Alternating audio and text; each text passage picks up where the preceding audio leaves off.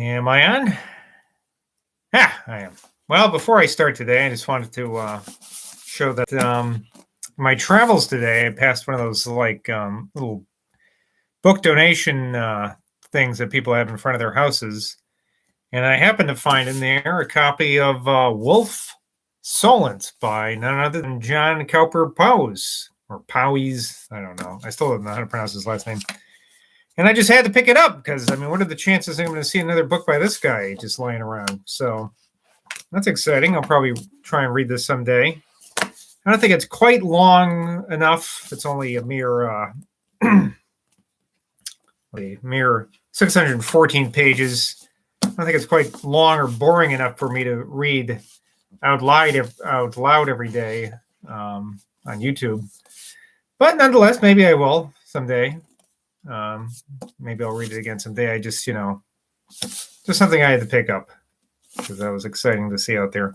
And I guess I have to find my copy of Glastonbury Romance and exchange it there and leave that in the book.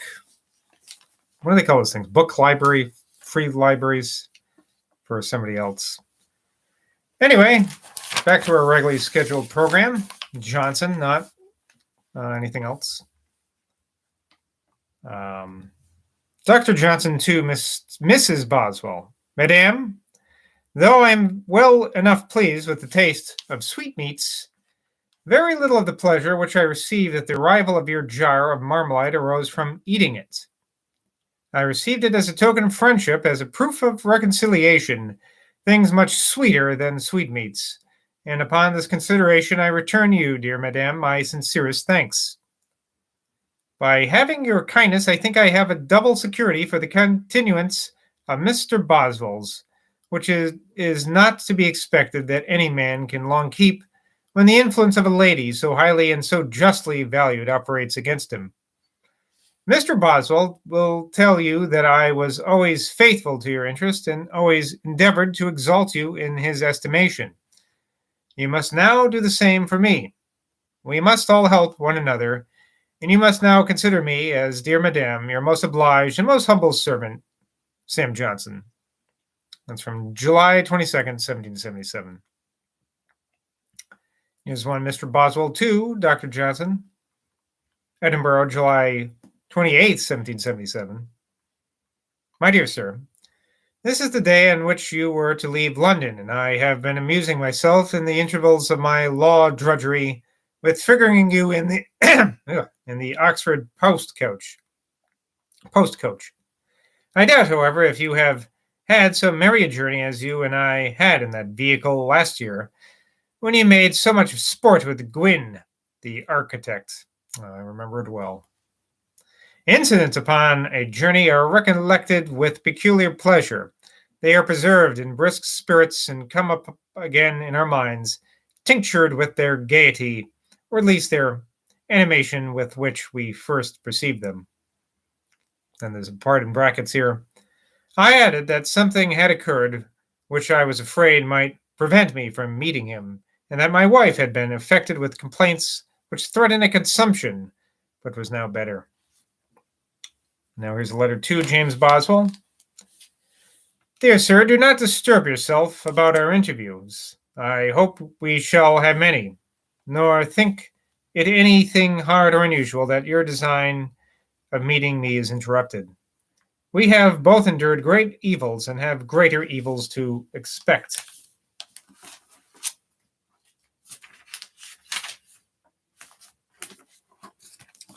Mrs. Boswell's illness makes a more serious distress. Does the blood rise from her lungs or from her stomach? From little vessels broken in the stomach, there is no danger. Okay. The blood from the lungs is, I believe, always frothy, as mixed with wind. Your physicians know very well what is to be done. The loss of such a lady would indeed be very afflictive, and I hope she is in no danger. Take care to keep her mind as easy as it is possible. And I'm glad I don't live in the 1700s with the medicine they had back then. I have left Langton in London. He has been down with the militia. Sorry, I thought it was going to be disease. He has been down with the militia and is again quiet at home, talking to his little people, as I suppose you do sometimes. Make my compliments to Miss Veronica. The rest are too young for ceremony. I cannot but hope that you have taken your country house at a very seasonable time, and that it may conduce to restore or establish Mrs. Boswell's health, as well as provides room and exercise for the young ones. That you and your lady may both be happy and long enjoy your happiness is a sincere and earnest wish of, dear sir, your most and etc. Sam Johnson, Oxford, August 4th, 1777. Mr. Boswell to Dr. Johnson. And there's a bracketed part. I guess we don't actually get this letter. We just get the implications of it. Informing him that my wife had continued to grow better, so that my alarming apprehensions were relieved, and that I hoped to disengage myself from the other embarrassment which had occurred, and therefore requesting to know particularly when he intended to be at Ashburn.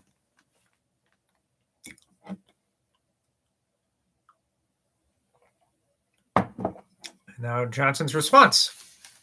To James Boswell, Esquire. Dear sir, I am this day come to Ashburn, and have only to tell you that Dr. Taylor says you shall be welcome to him, and you know how welcome you will be to me. Make haste to let me know when you might be expected. Make my compliments to Mrs. Boswell, and tell her I hope we shall be at variance no more. I am, dear sir, your most humble servant, August 30th, 1777, Sam Johnson. To James Boswell, Esquire.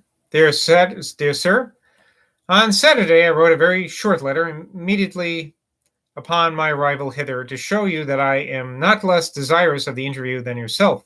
Life admits not of delays. When pleasure can be had, it is fit to catch it. Every hour takes away part of the things which please us, and perhaps part of our disposition to be pleased. That's a good little adage you had there, Boswell. When I came to Lichfield, I found my old friend Harry Jackson. Oh, I'm sorry. This is Johnson. Oh, that's a good adage, Johnson. That makes more sense. He's the smart guy, right? When I arrived to Lichfield, I found my old friend Harry Jackson dead. It was a loss, and a loss not to be repaired, as he was one of the companions of my childhood. I hope we may have long continued to gain friends, but the friends which merit or usefulness can procure us are not able to supply the place of old acquaintance, with whom the days of youth may be traced, and those images revived which gave the earliest delight.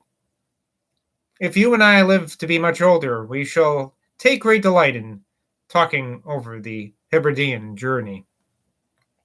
In the meantime, it may not be amiss to contrive some other little adventure by which I know not. But what it can be, I know not. Leave it, as Sidney says, to virtue, fortune, wine, and women's breasts. For I believe Mrs. Boswell must have some part in the consultation. There's a footnote I'll be getting back to about that. One thing you will like. The doctor, so far as I can judge, is likely to leave us enough to ourselves. He was out today before I came down, and I fancy will stay out till dinner. I have brought the papers from Port Dodd to show you, but you will soon have dispatched them. Before I came away, I sent poor Mrs. Williams into the country very ill of a piteous defluxion, which wastes her gradually away, and which her physician declares himself unable to stop. I supplied her as far as could be desired, with all conveniences to make her exertion and abode pleasant and useful. But I am afraid she can only linger a short time in a morbid state of weakness and pain. The Thrales, little and great, are all well, and propose to go to Brighthelmstone at Michaelmas. They will invite me to go with them, and perhaps I may go, but I hardly think I shall like to stay the whole time. But for futurity we know but little. Mrs. Porter is well, but Mrs. Aston, one of the ladies at Stowhill, has been struck with the palsy, from which she is not likely ever to recover. How soon may such a stroke fall upon us? Write to me and let us know what we may expect you. When we may expect you. I am, dear sir, your most humble servant, Ashburn, September 1st, 1777, Sam Johnson. Now back to that previous thing. When he said, Sydney, to virtue, fortune, wine, and women's breasts. There's a footnote from Boswell, I guess. Or actually, there's an M at the end of it, so maybe it's from somebody else. Yeah, it's from a different person. By an odd mistake, in the first three editions, we find a reading in this line in which Dr. Johnson would by no means have subscribed, wine having been substituted for time. That error probably was a mistake in the transcript of Johnson's original letter. The other deviation in the beginning of the line, virtue instead of nature, must be attributed to his memory having deceived him. The verse quoted in the concluding line of a sonnet of Sidney's. And now I'm going to have to read this whole damn thing. Because they, instead of just quoting the last two lines, they quote the entire thing, it looks like here. The entire sonnet almost. Who doth desire that chaste his wife should be? First be he true, for truth doth truth deserve. Then be he such as she his worth may see, and always one credit with her preserve. Not toying kind, nor causelessly unkind, nor stirring thoughts, nor yet denying right, nor spying faults, nor in pain errors blind, never a hard hand, nor ever reins too light, as far from want as far from vain expense. The one doth enforce, the other doth entice, allow good company, but drive from thence all filthy mouths that glory in their vice. This done, thou hast no more, but leave the rest to nature, fortune, time, and women's breasts. Breast, not breasts. Okay.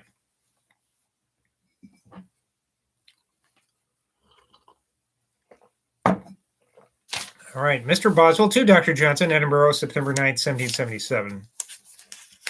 And there's a bracketed part at the beginning here. After informing him that I was to set out next day in order to meet him at Ashburn. Oh boy, this is getting exciting. This is like a foreplay before they meet.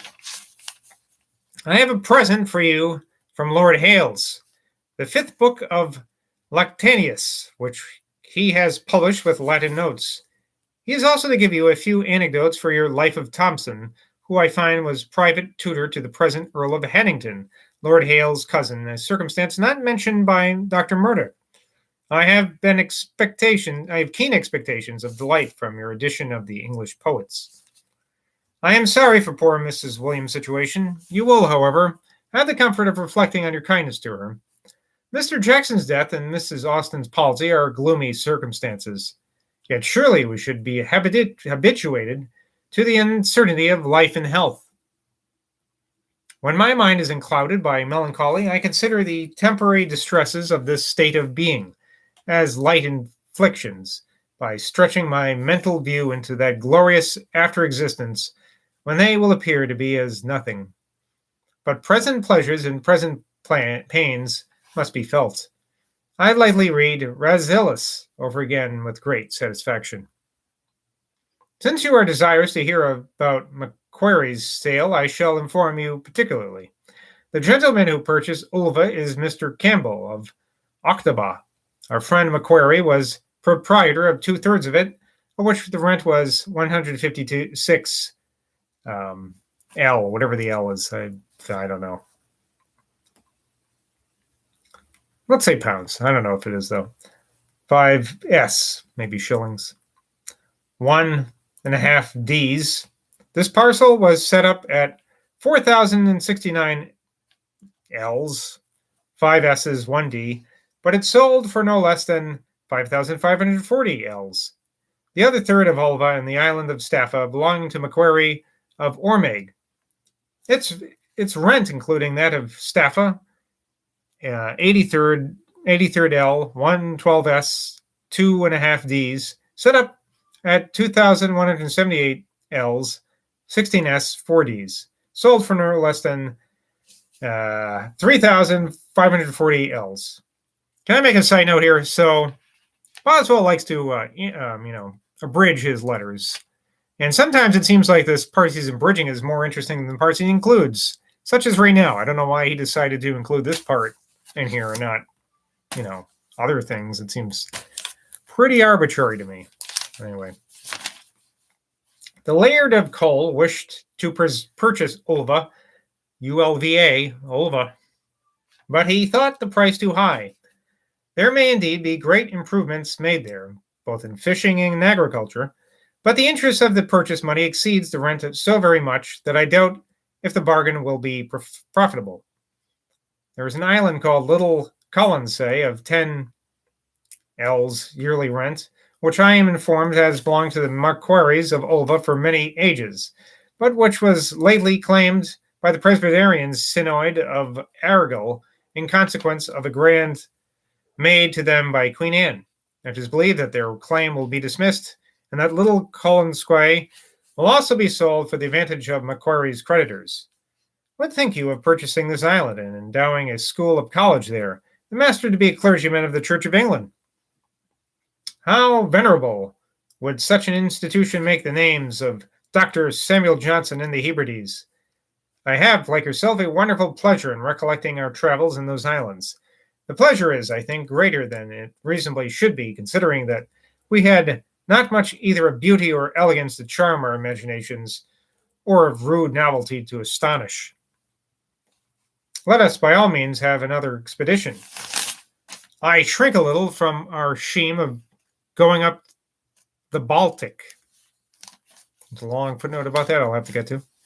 I am sorry you have already been in Wales, for I wish to see it. Shall we go to Ireland, of which I have seen but little? We shall try to strike out a plan when we are at Ashburn. I am ever your most faithful, humble servant, James Boswell. I wonder why Boswell doesn't want to go to Italy. Didn't Johnson want to go to Italy for a while? Anyway, here's the footnote about Baltic, going up to the Baltic.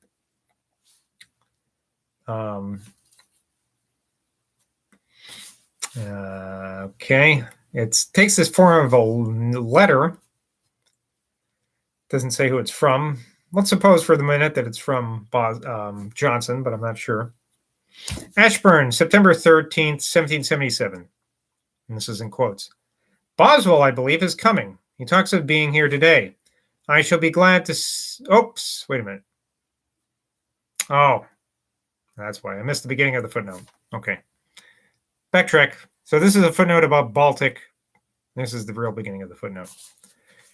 It appears that Johnson, now in his 68th year, was seriously inclined to realize the project of our going up the Baltic, which I had started when we were in the Isles of Skye. For he thus writes to Mrs. Thrale, Letters, Volume 1, page 366, Ashbourne, September 13th, 1777. Boswell, I believe, is coming. He talks of being here today. I shall be glad to see him, but he shrinks from the Baltic expedition, which I think is the best scheme in our power. What we shall substitute, I know not. He wants to see Wales, but except the woods of Bacla, what is there in Wales that can fill the hunger of ignorance or quench the thirst of curiosity? We may, perhaps, form some scheme or other, but in the praise of Hockley in the Hole, it is a pity he has not better bottom. That's the end of the letter. This is Boswell speaking now. Such an ardor of mind and vigor of enterprise is admirable at any age, but more particularly so at the advanced period at which Johnson was then arrived. I am sorry now that I did not insist on our executing that scheme. Besides the other objects of curiosity and observation, to have seen my illustrious friend received, as he probably would have been, by a prince so eminently distinguished for his variety of talents and acquisitions as the late King of Sweden, and by the Empress of Russia, whose extraordinary abilities, information, and magnanimity astonished the world, would have afforded a noble subject for contemplation and record. This reflection may possibly be thought too visionary by the more sedate and cold-blooded part of my readers, yet I own I frequently indulge in with an earnest, unavailing regret. Okay, I think I'm going to stop right on the dime there, 20 minutes. So how do you like my new background here? It's a different room. Makes me kind of feel like the Unabomber with the paper towels I've been hoarding, you know, a map. Seems a little more